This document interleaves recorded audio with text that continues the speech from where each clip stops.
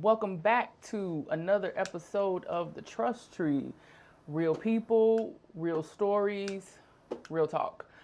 Before we even get to it, I just want to say, as I say every week, please subscribe on YouTube and follow on Rumble. We are 15 subscribers on YouTube away from a major milestone for the Unwrapped channel, 1,000 subscribers. So please, okay? Stop playing, okay? Like, we've been very nice, very calm, asking very politely, which I'm doing right now. Come on, man. Like, seriously, just subscribe. Like, y'all watch YouTube. Y'all know what it means. Every YouTube channel you watch. And that used to get on my nerves, too, when people used to just be like, oh. But no, I get it. I get it. Because what we doing this for. And we trying to do nothing but push the culture forward in a real way. So, do your part, if you wouldn't mind. So, again, YouTube. Subscribe, please. Tell your friends, tell your family, tell your boss, your coworkers, the person at the drive-thru. I don't give a damn. Just tell them, okay? And then follow on Rumble, respectively, okay? One more time. YouTube. Subscribe. Please. Okay? All right. I am your trustee, the Nash Vino. And again, this is the Trust Tree. Today, our focus is going to be, may you heal from the things no one ever apologized for. So if you watch, anything in the Unwrapped universe, you'll know that the check-in this week, we focused on apologies versus sorries. Then we started talking about my bads, pardon bodies, oops, whatever euphemism you want to use for that particular expression. One of the things that I think we have to really focus on, though, is regardless of how you say it, it's really an extension of grace, the person who would be doing the apology or the I'm sorry or whatever, and then there's receiving grace, the person that's receiving it. But I think what really matters is the intention and the sincerity behind it. So, I mean, you might require one over the other depending on who it is or whatever, but I think that's really what we need to focus on is the application of that grace.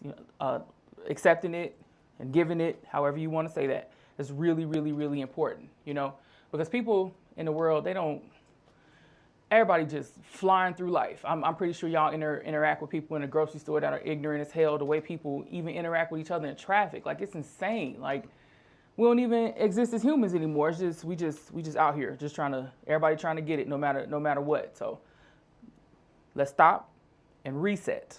How about that? And then you treat, like how they tell you, do unto others as you want done to you. For real. Like, that's some real shit. Like, for real. Let's do that. Seriously. Because I'm tired of interacting with dumbass people. I don't want that energy in my life. Let's start again. And let's just do things the proper way. Okay? All right. So, obviously, you see I have a guest here. So, this person, I'm going to give you your flowers, I heard that you're an amazing father. I know you're, a great brother, a son. You're a man's man, And then I noticed about you, like the way you make other people feel around you. You know what I mean? Like, you kind of are, like, you give good energy to the people that are in your orbit. I try to. Me or him? Oh, you have to project your voice. All right. And then I've been trying to give you what you need for a while. You just won't tell me what you need. Oh, really? I give you what you need and what you want. Okay. Just let me know. Let me know. All right. So, tell the people who you are. My name is Pierre Turner. I go by the name of Swipegod the engineer. Born and raised in Chicago on the west side. Like she say, I'm a father, I'm a son, I'm a brother, an uncle, a nephew, a cousin, and I'm just an all-around humble person. I would agree. Okay. All right. What's a memory that brings you joy? Ooh.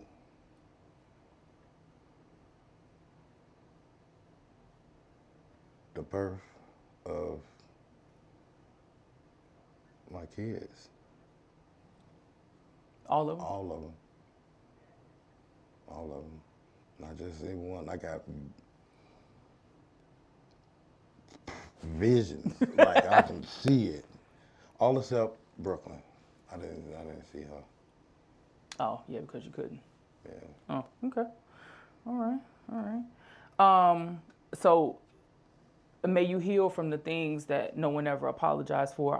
You know, getting to know you over the years, we've had lots of different conversations about life, you know, and just different things that we've, you know, both experienced. Really, the whole crew in itself. And you've just kind of told us about several different situations, you know, relationships, friendships, even certain family situations where just people didn't handle you properly, you know. And one thing that I took from just kind of, you know, conversing with you about different things is that you don't appear to hold grudges, you know. And I mean, no one will ever really know what's inside your head, you know what I'm saying, and truly, you know, a plot for revenge if you have one.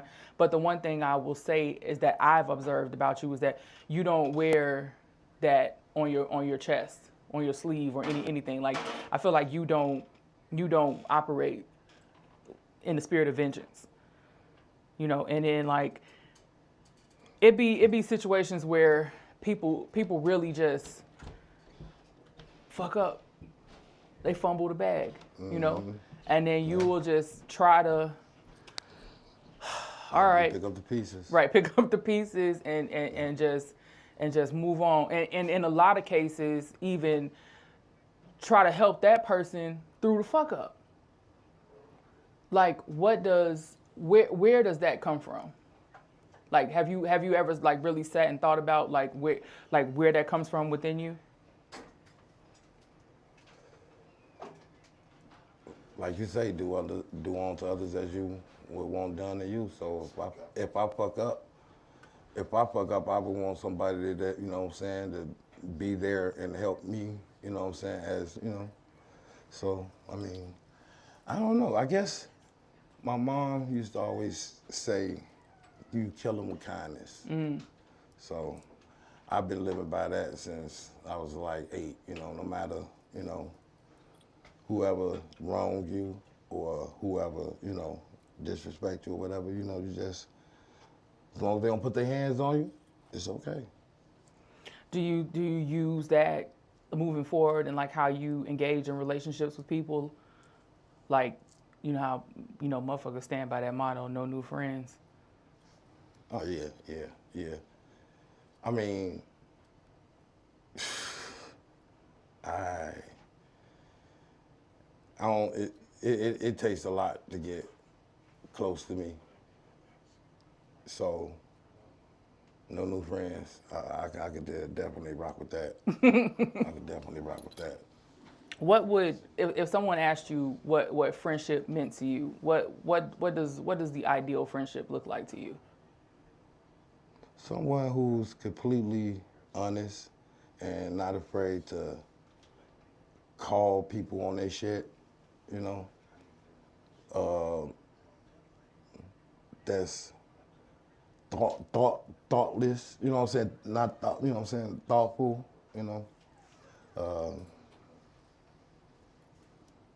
Yeah, that's it. I mean, ain't too much. I mean, I could tell if you know, if you're being this not trustworthy. I could tell, you know, handshake ain't matching your smile. I heard So, yeah. that. Okay. When you enter into you know, relationships with like romantic relationships, do you look for friendship in that first, or more often than not you think you're attracted to, like, you know, the traditional shit, appearance and that kind of stuff? No, we gotta be friends before we be lovers. If we can't be lovers, then we can't be friends, you know? I mean, and vice versa. Okay. I ain't mad at that. What's an experience that you would say made you stronger?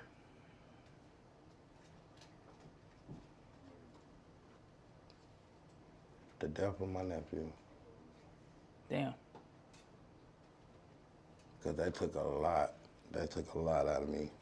A lot out of me. That took a lot out of me. And then it was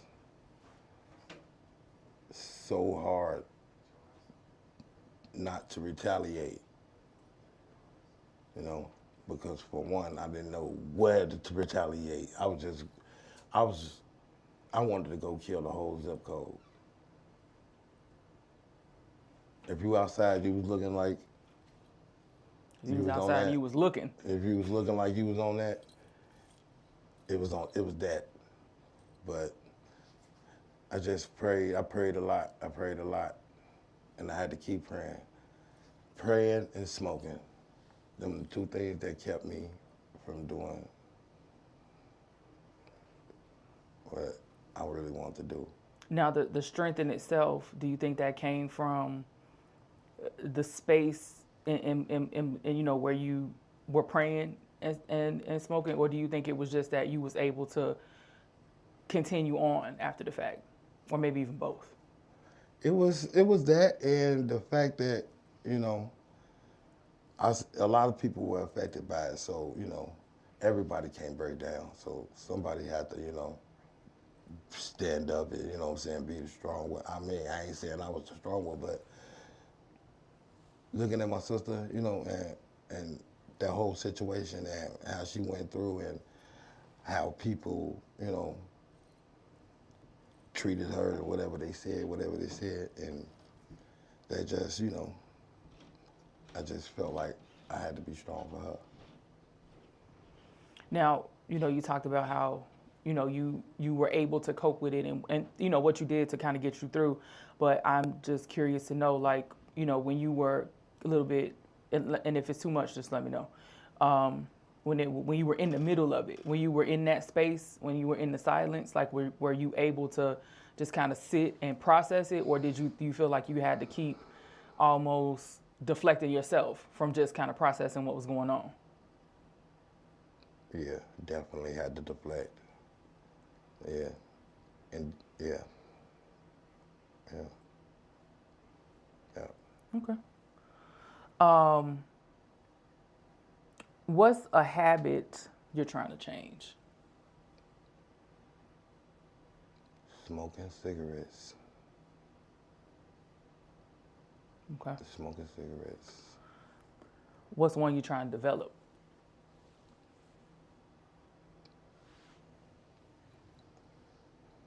Writing.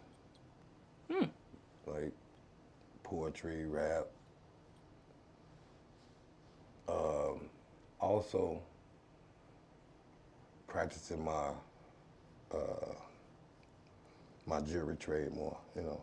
Okay. Like sharpening my tools, you know, my skills and stuff like that. Okay. Yeah. In terms of writing, would you say that it's kind of therapeutic in a way? Yes.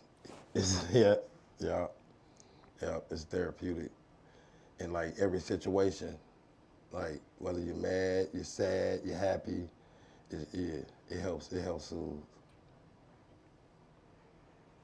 When you first started practicing writing, do you feel like it was hard for you to like articulate a thought or like keep a focused thought?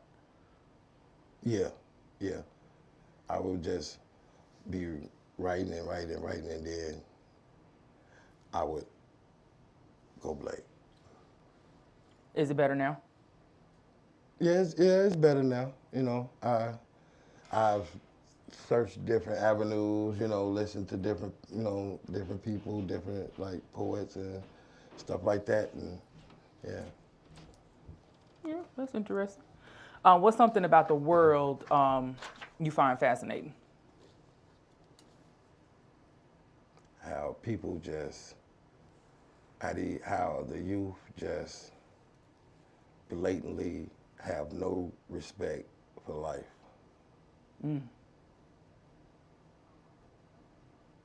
Damn. You know, they killing our babies, they killing our our elders. Yeah, it's terrible.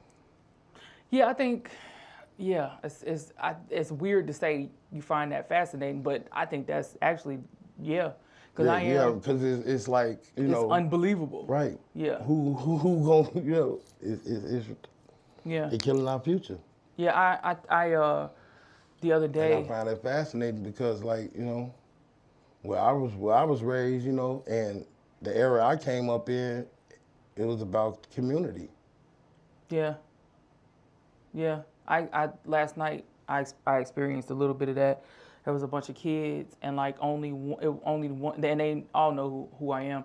Only one of the kids said something like, "Y'all get out the way." You know what I'm saying? She can go up the stairs or whatever. But the fact that one of them had to say something for the, you know what I'm saying, for the other ones to move. When, you know, when I was coming up, that's hell. If you see that person all the way down the street coming, we probably was in preparation already for them to Let me come. get up, Or if we seen that they was carrying some stuff, we would have went down there and help. and got it. You know, yeah. Since I've been living on the west side, I've only seen at least 3 kids that just try to, can I help? Can I help? I'm like, no, I got it. I got it. What you think is missing?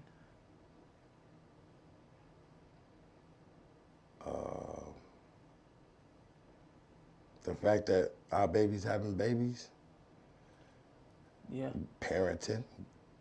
I mean, I ain't saying everybody bad, but better parenting. Yeah, yeah.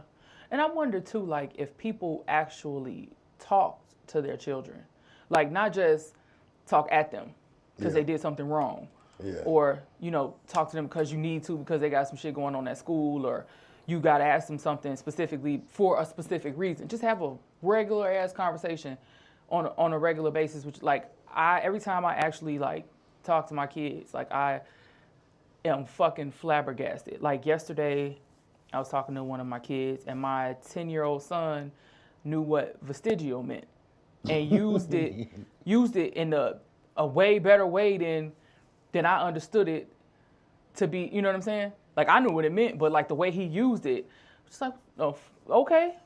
Yeah, And like, smart. right. And I be thinking to myself, like, however he learned that, he learned that on his own because I didn't teach him that. You know what I'm saying? So YouTube. But still, like, if he's learning about that kind of stuff, what other kind of shit is he? You know what I'm saying? Like, and I feel like the way to kind of, you know, keep yourself present in your children's lives is to just try to meet them where they at. I guess, and maybe that's another issue too. People don't do that because I think people feel like they lose their kids' respect if they fuck with them on a personal level, not just personal, like I mean like personal, like human to human. Right. Like you trying to know how they are mentally. Yeah. You know, they find that shit weird. Yeah. I don't know why. But I think too, then if you don't, then that kind of puts you on a pedestal as far as the kids are concerned, and they lose touch with you because they almost is like, oh no, I ain't even fucking with her because she don't even know what I'm talking about anyway. You know what I'm saying? Or she ain't gonna do nothing but cuss me out because I said this or I said that. You know what I'm saying? Like, yeah. Okay. All right. What's something about you that you feel is misunderstood?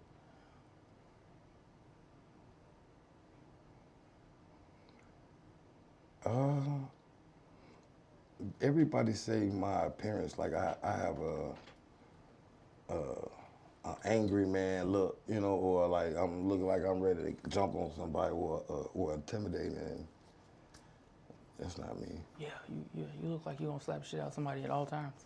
Mm-hmm. You do? Yeah. Okay. I only strike if I have to. What's something that made you proud?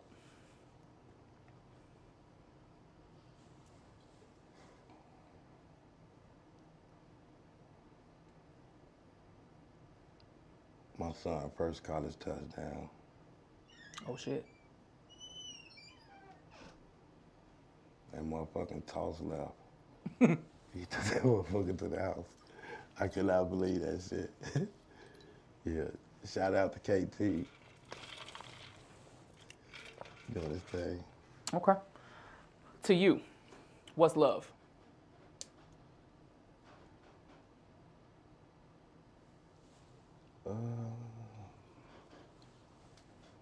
Love is a commitment. Love is a lot of things. Specifically?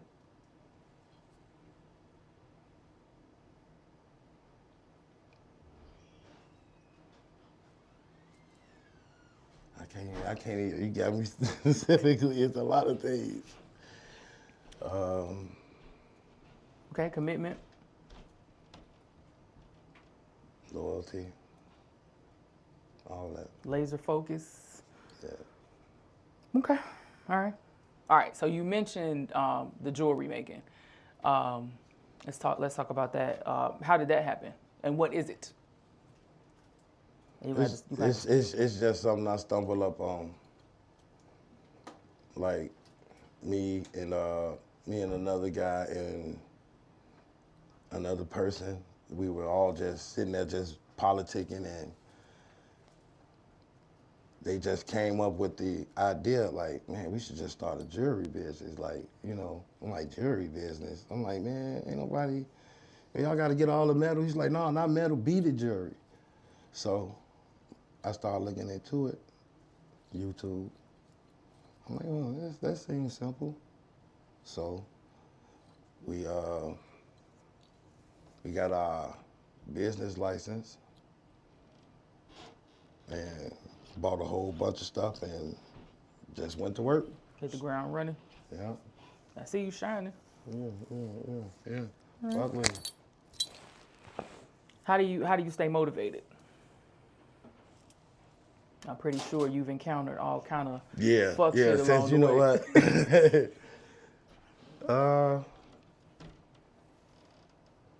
My motivation is like, it be off and on. Like sometimes I want to do it and sometimes I don't do it. But as of lately, it's like I've been really wanting to do it, you know. And then my daughter, when I seen her with her little jewelry making stuff, and she was making beads, and she was selling them to her friends. I was just like, what? Are you serious? Okay, that's how you want to do it?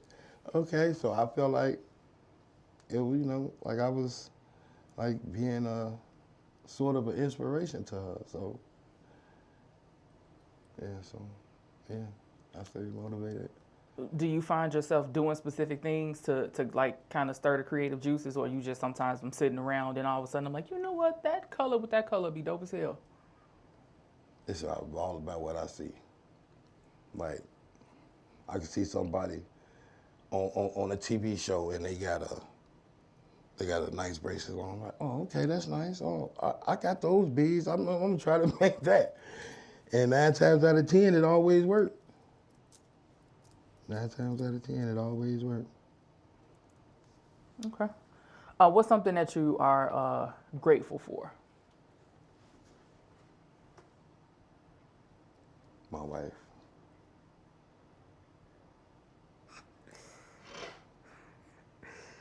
I'll be goddamn. Okay. That just threw me off like a motherfucker. What's something that recently touched you?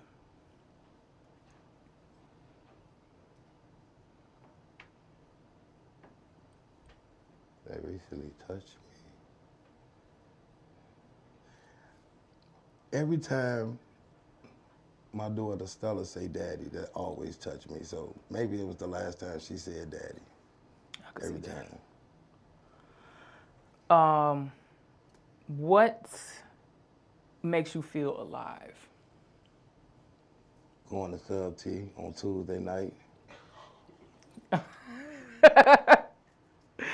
You know what? It's funny that you say that shit though. Like you would never think stuff like that would. Yeah. Yeah. I wonder if it's got anything to do with our age. I used to work at the Riviera, so you know, I've been around it, but like not never like being around the artists and stuff like that, cause like we couldn't talk to the artists because they'll fire our ass. You know what I'm saying? But like. I used to like it, you know what I'm saying? And then when we went to the Sub T's, I was like, holy shit. For real. Okay. Who has been the most influential person in your life?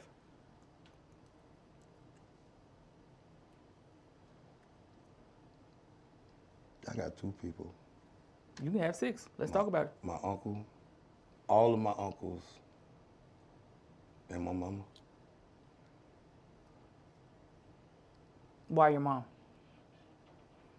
Because she's a fighter. And I mean that in every sense of the fucking word. Like, I've seen her, like, do stuff that, that benefited us. I've seen her get, she didn't get drunk and knew that she was too drunk. We was driving, she pulled over. We all went to sleep in the car, you know what I'm saying? Little shit like that.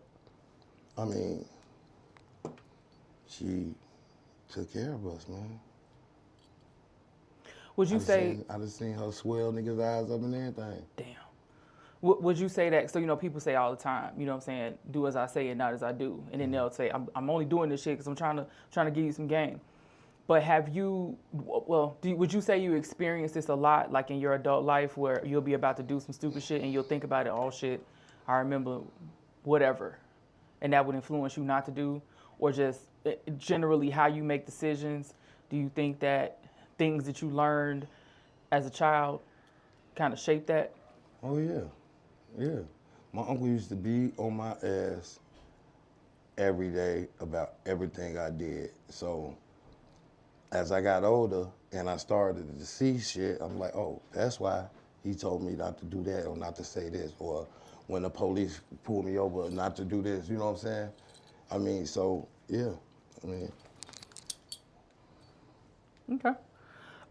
What's the biggest lesson you would say you teach, coming from somebody that's a father and an uncle?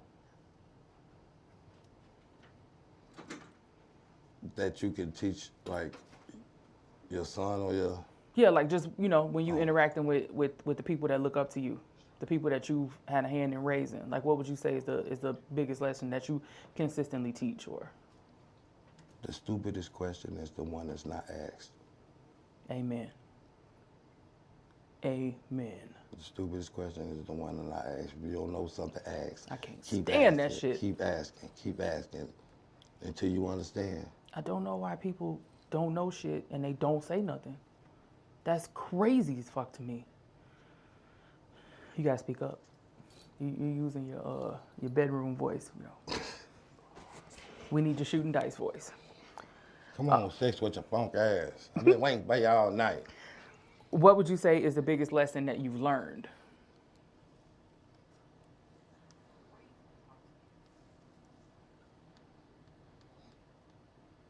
When people show you who they are, believe it. That's a lesson. Everybody ain't here for your benefit. Some people be out to get you. Yeah. Energy stealers. Motherfuckers. Shout out to Shadow Master. Mm-hmm. How would you define happiness? Like, what's happiness to you? And is it real? Happiness? Happiness real? Like, as long as everything, I ain't gonna say everything do go right in your life, but if you got over 60% of the things going right in your life, you should be happy. I ain't mad at that. Yeah. I mean, happiness is a feeling. I mean... That's why I asked if it was real. Because yeah. A lot of people chase it, and the shit don't come. I feel like everybody get a little bit of piece of happiness. You know what I'm saying? Do you think that, have you learned the lesson that you control your own happiness? Still working on that. Yeah. Mm-hmm. Has it changed, has happiness in that sense, has it changed since you've at least had a little bit of understanding of that? No, because I'm happy. No matter, I'm happy. Okay. All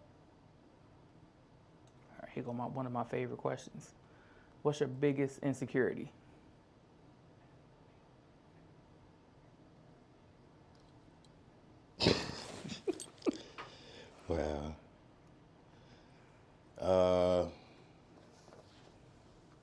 Man.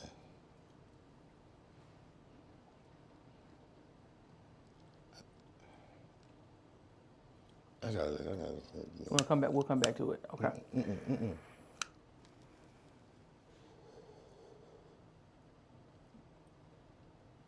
Feeling disrespected. Like I could look in the motherfucker eye and tell if I'm telling them something, I can see if they believe me or not. You know, I don't like that feeling. That somebody is not listening to you, or like they just flat out they don't Like, believe fuck shit. Man, fuck what he talking about, man. He, you know what I'm saying? Being disrespected, that's the insecurity. I don't know why, but I get in my mind. I get real aggressive when I feel that. It's like I want to shake the belief into you. Choke a book out your nose. Okay. All right. If you had your own island, what would that look like?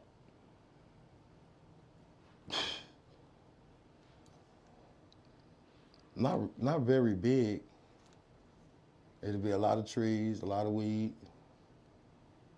A lot of pools.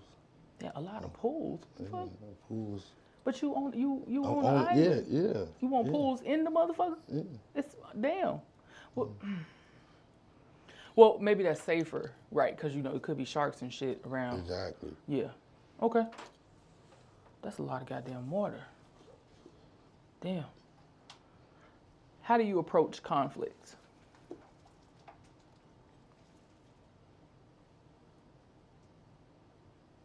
I address it. Like, what's the problem? What's going on? You all right? You cool? Does that seem to work out for you? Depends on who I got conflict with. Okay. What's a tradition that's important to you? Or if you don't necessarily have one, what's one that you want to establish?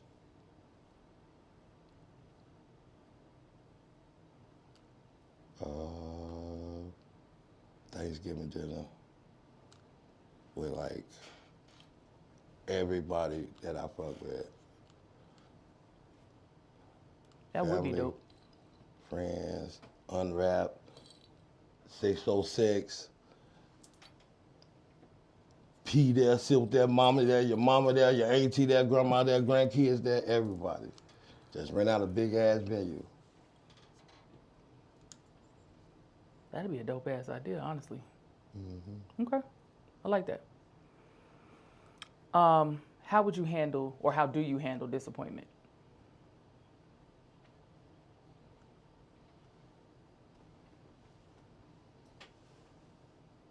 I think about that shit. I mean,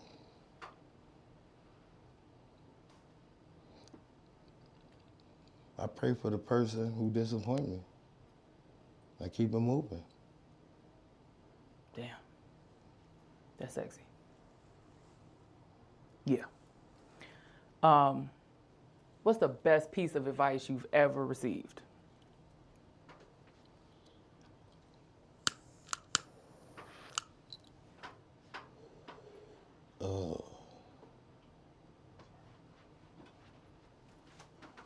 The best piece of advice the Bible saying I ever received.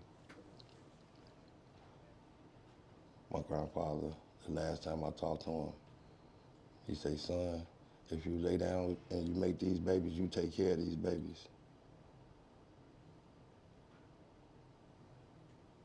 It's good fucking advice. Cause there's so many people who just don't give a fuck about that at all. I think that's the best advice because, man, I've struggled. Oh, man, I've struggled. But yeah, I think that's the best advice I've had. And when you say you struggled in the sense of Just the situations with not taking care of the kids, but just the situations I had to deal with. You know, outside of that. Gotcha. Okay. Being a parent in general. Mm-hmm. You got a book about your life. What's the title?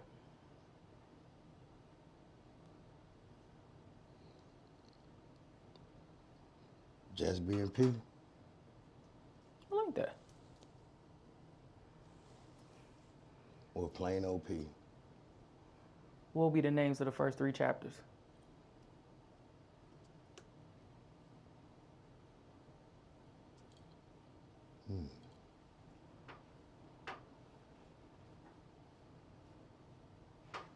Damn. I ain't even thought about no shit like that. You know what I'm saying? I don't keep it real with you. I ain't even thought about no shit like that.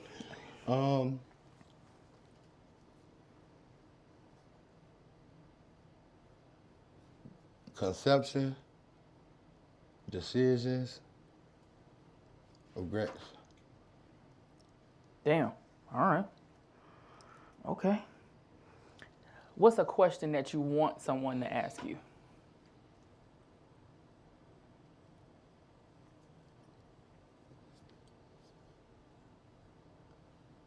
How you really doing? Not how you doing. Not no fake shit. No, look me in my eye, like, you know, how you really doing, man? When's the last time somebody asked you that?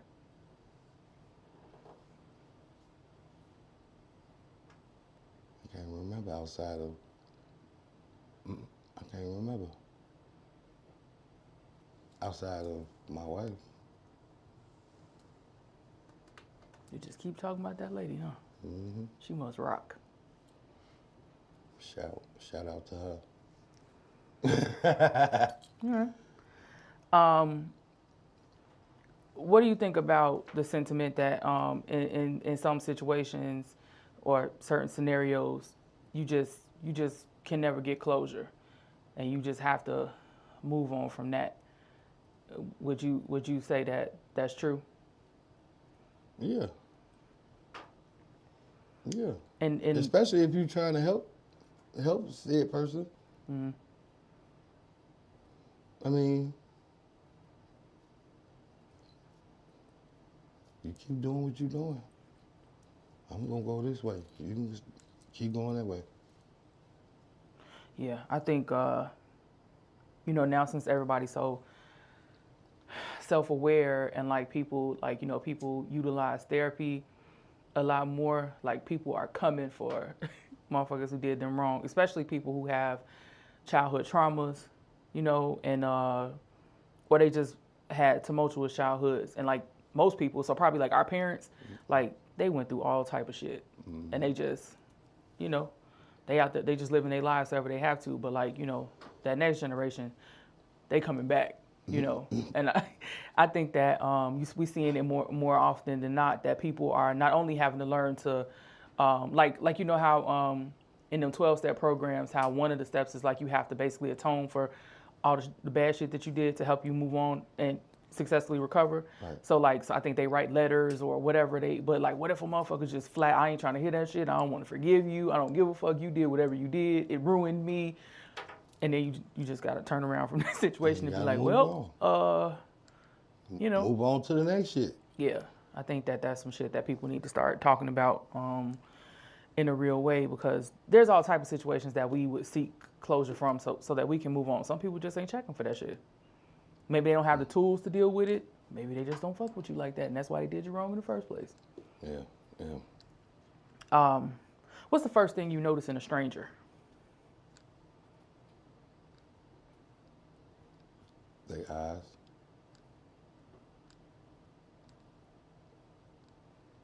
I mean, they mannerisms, body language. I'm just gonna tell you if they seem like they disingenuous in general. Okay. Yeah. All right. What's something that you love now that you never thought that you would love?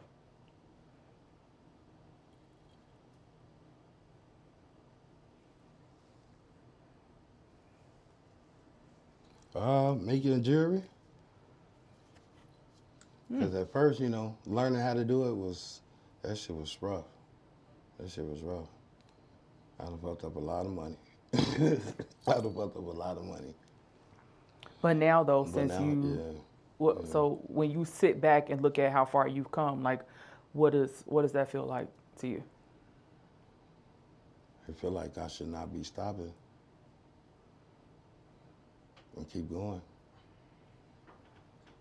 Keep going. Okay, this is one of my favorites. If you died tonight and you couldn't say your proper goodbyes, what's something that you would regret?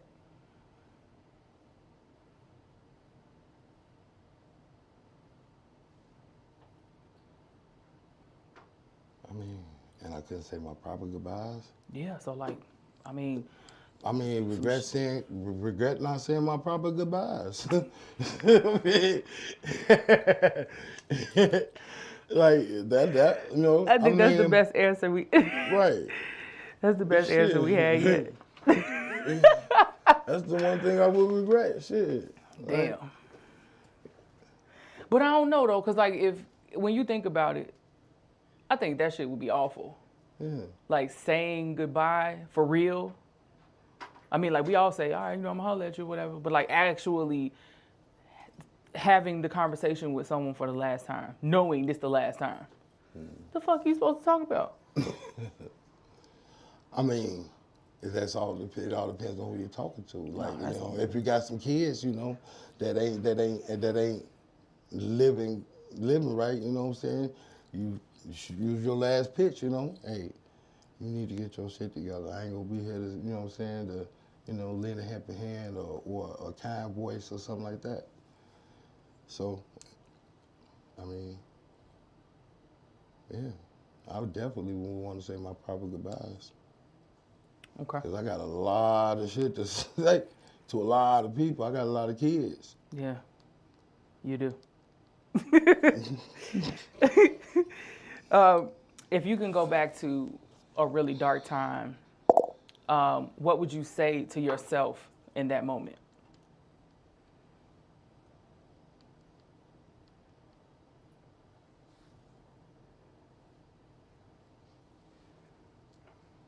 Man, get your shit together.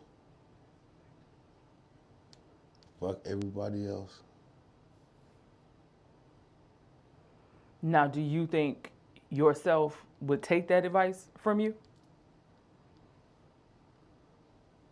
Because lots of people say that if they could go back to themselves in whatever time that was, that they would tell them eat a huge dick. Oh yeah, I would listen. You would? Yeah. Okay. What would you do if you knew you couldn't fail?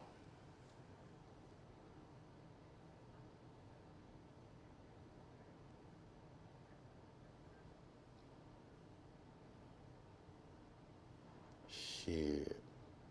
Become a fucking trillionaire? Okay. By doing whatever? Shit. Yeah, I guess maybe we should be more, like if you get one shot at one thing. So yeah, if you got one shot at one thing, what would that one thing be?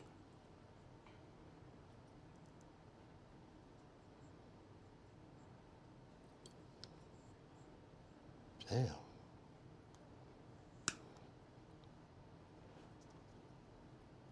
Say it again. So, like you get some sort of universal golden ticket, and the ticket say whatever the fuck you decide you want to do, you're not gonna fail. You're gonna be successful at it. So I mean, I don't know. You could be a fucking astronaut. I don't, whatever. What would you choose to do?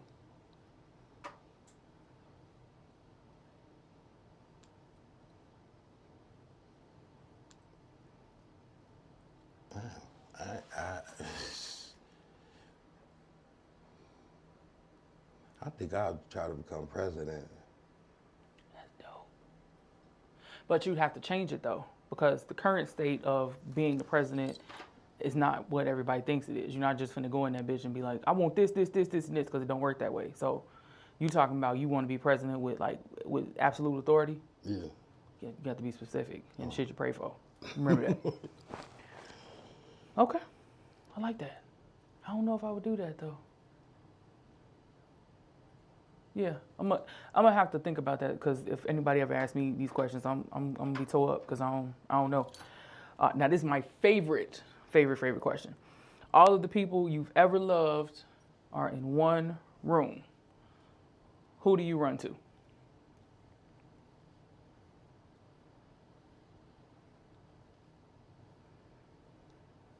My mama.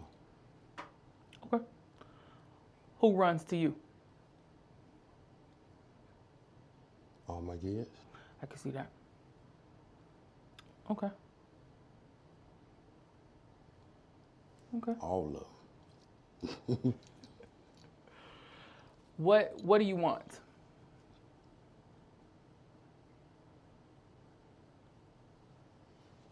Peace. Mm-hmm. Like, I want for, I, not just my kids, everybody kids, to just have peace. You know what I'm saying? Be able to go outside without having to worry about being shot or, motherfuckers driving all crazy down the street, hitting runs and shit like that. Just peace. For them to experience that. Okay. All kids. You had a time when you went outside and didn't have to worry about motherfuckers shooting? No? I mean, yeah, but I mean, I really don't when I think back to being a kid, like I don't think I worried about a damn thing, like at all. I didn't start worrying about that shit until I seen it. Right. Right, because once you see it, you can't unsee it. Yeah. Yeah. It's fucked up seeing your homie get shot in the head. Yeah. Yeah. That definitely is I don't even know like what you call that. Like does that you think that's really losing your innocence? Yeah, I mean, yeah. Because you can't be out here like that, you know what I'm saying? Yeah, yeah. My first experience was fucked up. Yeah. And to know that like especially in Chicago, like one thing that I feel is really hard to get used to is that when I was a kid, when warmer weather came, it just meant nothing but just nonstop, just fun. You know what I'm saying? Like you don't even know what time of day it is because you just out here living your life. But now it's like warmer weather. Oh shit. That's just what warm weather means in Chicago. Oh shit. Yep. That's exactly what it means. Mm-hmm. Mm-hmm. Yeah. Do you think that in the city specifically that we will ever see a regime or a mayor that is really going to understand or even be able to do something? Because I feel like the one that we have now is as close to the streets as we might be able to get, but you think we just too far gone? That shit gonna take a total effort. It's gonna take a total effort. Not just the regime. I mean, the citizens gotta play their part too. You know? All that cold to silent shit, all that shit got to stop. In order for this to stop, it gotta stop. Yeah.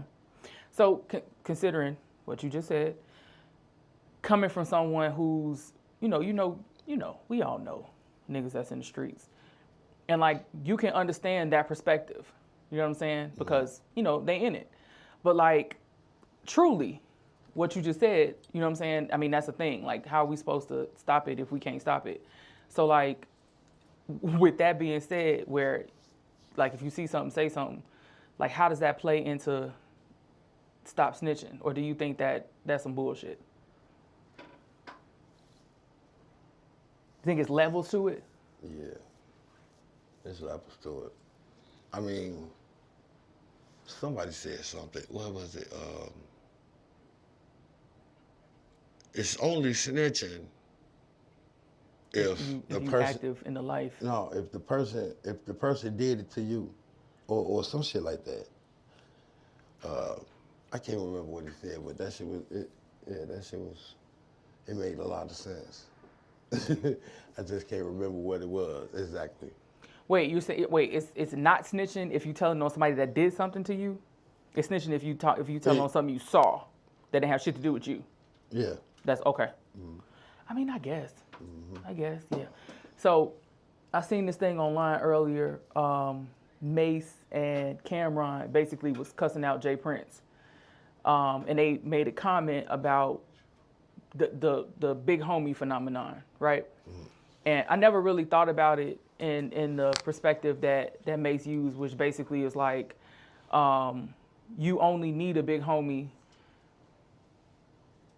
prior to you yourself becoming big homie age, basically.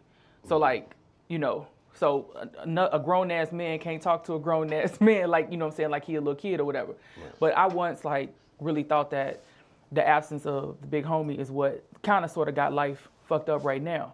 But man, these shorties out here, they don't honor no laws, no big homie, none of that shit. They bothering for everybody else, for themselves. But do you think that's because they never had that experience? So like, to give you an example, like, so people in our age range, big homies existed. So we knew that in the hood, if it's a little girl that like was, you know, she was doing gymnastics or she was playing volleyball, she was doing real good, or she was really smart when it's spelling bees and all that kind of shit, you couldn't be seen doing specific shit. They gonna tell you get the fuck on, get in the house. If it was a boy who was smart as hell and on a path to something, or like you're a really good basketball player, you doing the All-American game, and like you actually are on track to make something of yourself. You know, you wasn't gonna be allowed to associate with certain people, hang with certain people, go certain places. They was doing specific things for you to keep you out of that, and maybe even like they give you stuff so that you wouldn't want for stuff, so that you wouldn't find yourself doing that kind of stuff. Yeah. But once those people kind of got older, and then the people who they were supporting got older and actually accomplished those goals and moved on to those things, those people kind of went away and did. Yeah, life happened. Right. Happened. Motherfuckers But then went to jail. Motherfuckers got killed. You know. So I mean, yeah, that's how that happened. You know. Motherfuckers got married and moved on with their life. You know. Left that shit alone. So that's why that's why the big homies are extinct, I feel like. You know. Okay. And then too, you know, they growing up listening to this music, smoking these drugs or popping these pills and shit. They ain't paying no big homies no mind.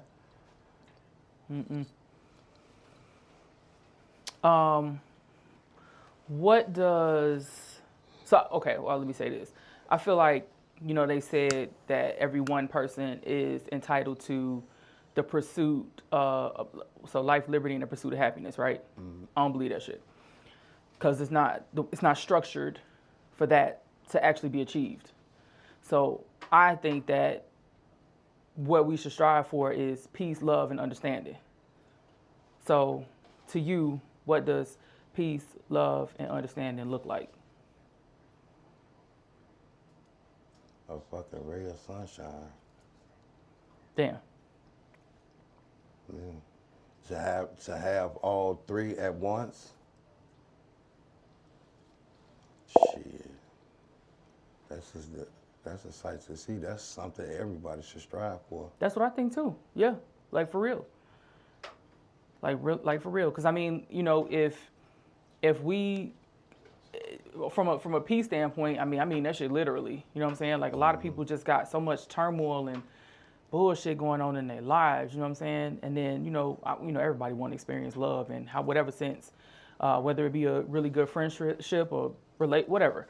But understanding, though, also I think is some shit that is just lost. You know what I'm saying? Because that comes with. When you say understanding, what do you mean? Like the understanding of like life or yes, the situation you're like, in, or understanding about everything? Yeah, like respect for yourself will teach you to respect other people. You know what I'm saying? All we talk about on the show is grace. If you understand how to apply it and receive it, you know what I'm saying? Right away, you're on the right track. That'll put you where you need to be for understanding, because you would know, okay, this person stepped on my shoe. They clearly didn't mean to. I understand. It's fucked up. I get it. I understand. Move on. You know what I'm saying? Okay. You have an argument with somebody. Right. Nobody died. You know what I'm saying? You say the pen is blue, I say the motherfucker's black. Agree to disagree, see you at work tomorrow. You know what I'm saying? Understand it. No one died. Like, we don't have that no more. People be arguing about some dumb ass shit.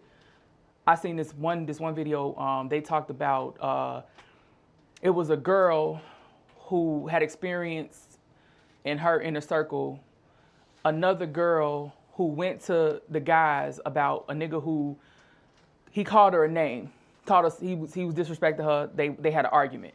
So she went and told them what he said, and then they went and slid on dude, and they shot his little cousin and one of the older people in his family.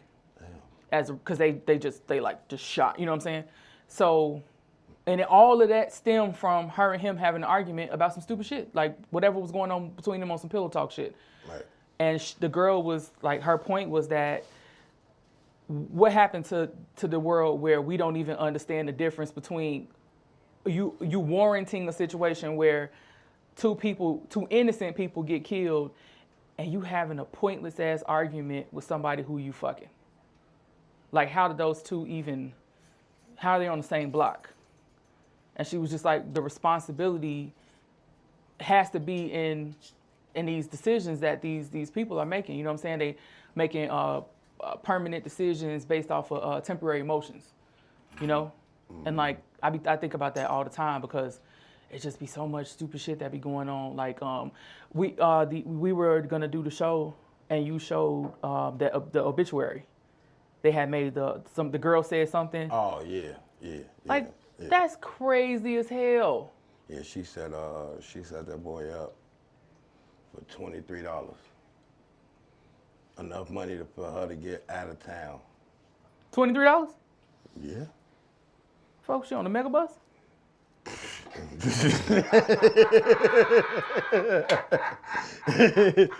And who gets somebody killed to get on the mega bus?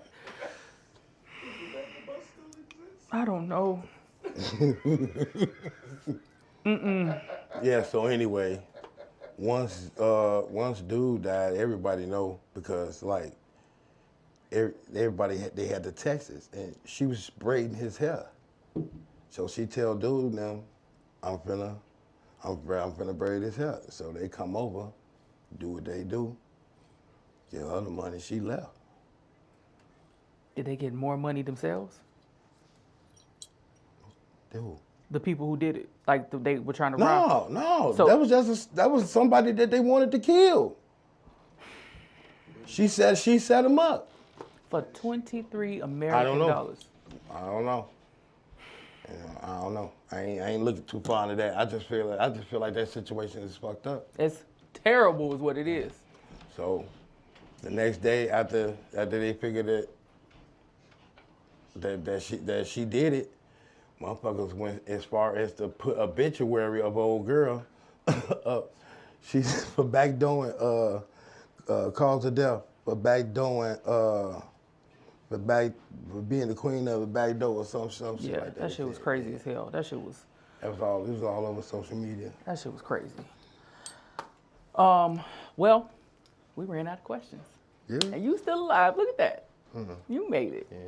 But I just wanted to say, from, the Unwrap team, ever since you kind of, become a part of the team, you like our anchor, Mm. I feel like for everybody who's in your orbit, you kind of offer a sense of calm and security, because everybody else is kind of, we know, heat gonna heat, Yeah. And I generally, sexual harass you on the regular, that ain't gonna stop though. But I think that, you always the voice of reason. You know what I'm saying? We had to ask you to speak up 42 times during this interview because you just constantly in Billy D mode. I mean, I should have had the mic at a different angle. Or maybe you could hold it. I don't know. But where does that come from? Like you just kind of like, you just anchor every situation. That comes from me seeing and knowing knowing what we have. Ain't no other choice. Man, this shit about to blow, man. Yeah. This Yes. shit about to blow. We are the coldest motherfucking The movement. in Chicago. We are. We are. Yes. Shout out to Unwrap. Whoop-de-whoop. Whoop-de-whoop. What the fuck is that? The fuck is that? To check in. The check-in. And of course, The motherfucking trust tree. yes, yes. This has been the Trust Tree. I am your trustee, the Najvino. This week we had Swipegod, the engineer. I think it's safe to say it's been a pretty good one. It's been a wrap. Yeah, it's been a wrap. Yeah. All right. In closing, as I always say, in the words of Avon Barksdale, keep it light, but keep it.